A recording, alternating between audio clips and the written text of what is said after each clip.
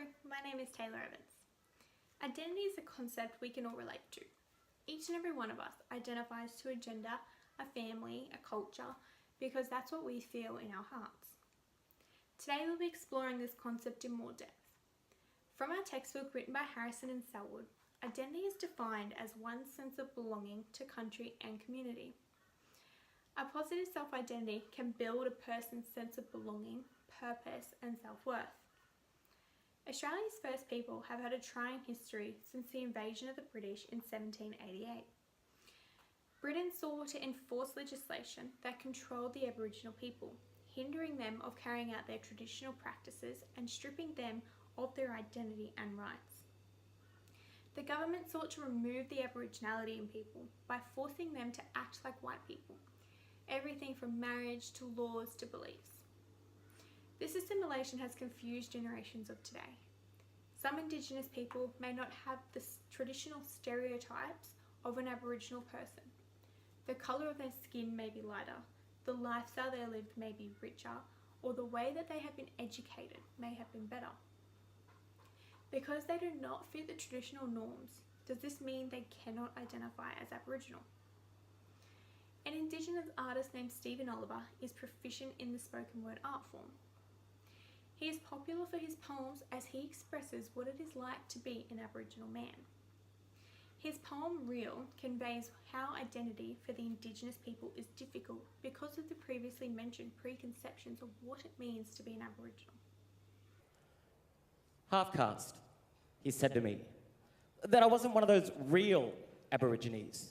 I said he spent some time with them in the outback, then he looked at my skin, said I wasn't even black. I was more of a brown, he went on to explain, his voice the whole time with a certain disdain.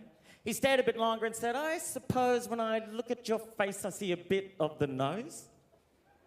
Oh, I said, a bit taken aback to this obvious expert on everything black, my head in a muddle just trying to see why this man had a need to be questioning me. He stayed a bit longer, so I said to the guy, are you waiting for me to try and justify the complexities of identity when it comes to Aboriginality? Well, he said in a know-it-all voice, I don't understand how you made a choice proclaiming that you're an Aboriginal when it's obvious that you're not really a fool. Stephen Oliver was not black enough.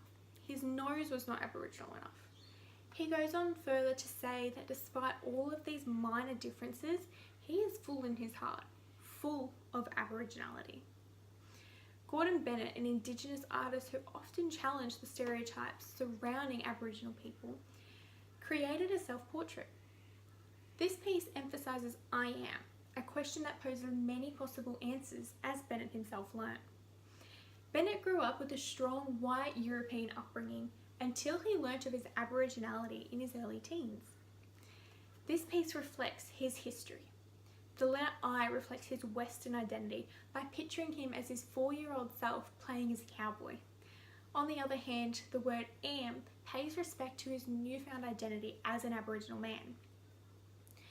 Despite physically looking more European than Aboriginal, he felt he identified as both. I am light, he writes. I am dark, he writes. In a society where we are growing our cultural awareness and appropriation, any person can identify as whoever they please, regardless of society's expectations and labels on them. Both Stephen Oliver and Gordon Bennett express this in their unique ways. Despite the growth of cultural respect in society, deficit thinking is still a pressing issue impacting cultural groups. Children and young adults are especially highly susceptible to words and actions as their brains is undergoing development. When young people have a positive self-identity, commitment and motivation towards schooling is a likely outcome. Education for Indigenous students has and is still growing. Today's curriculum supports the teachings of Indigenous culture and the concept of identity. As a teacher, we need to value all cultural identities, as we can see this builds up a student's sense of self. Because when a student feels valued and confident in their identity, their sense of self, attitude, and participation in school improves.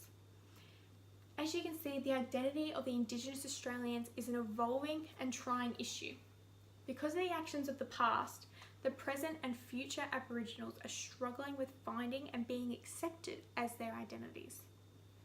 By teaching more theory and practical activities about the Indigenous culture, we can strive to educate the people and raise awareness that identifying to a culture is to have it in your heart.